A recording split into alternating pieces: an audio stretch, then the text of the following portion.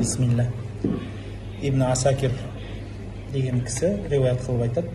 Имам Шибли деген бір имам кісі өткен. Сол кісінің жақындары түсінде сол имамды көреді, дүниеден өтіп кеткеннен кейін.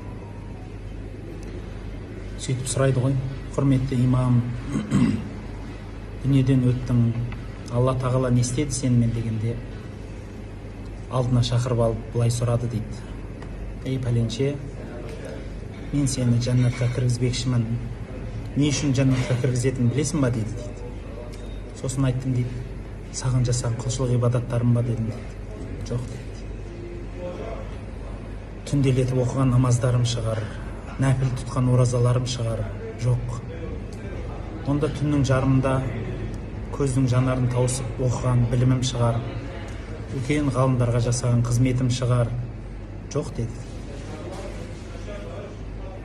Біраз нәрселерді айттым да басым салбырап: Аллахым, мен осы амалдардың бәрінен сауап күтетінмін, осы амалдардың барлығынан сенің жәннатыңды іздейтінмін дедім дейді. Сонда айтты дейді: ей пәленше, есіңде ма, Бағдаттың бір суық қысында көшелерде келе жатқаныңда бір тоңып суықтан тығылатын жер таба алмай тұрған кішкентай мысықтың баласын көрдім. Сөйтіп соны алып қойныңа тықтың. Есіңде ма деді. Иә деді.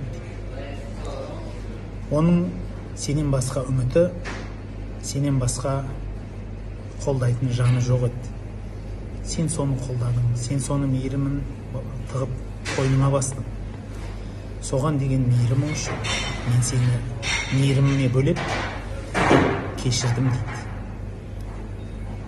Құрметті бауырлар, Алланың мейірімі болмашы нәрседен келеді. Алдыңызға келген жаныңыздағы бауырларыңыз, жақындарыңызға мейіріміңізді төгіңіз, қанатыңызды жайыңыз. Сол жайылған қанаттың себебінен Алла тағала сізге мейірімін жаятын шығар. Ассаламу алейкум.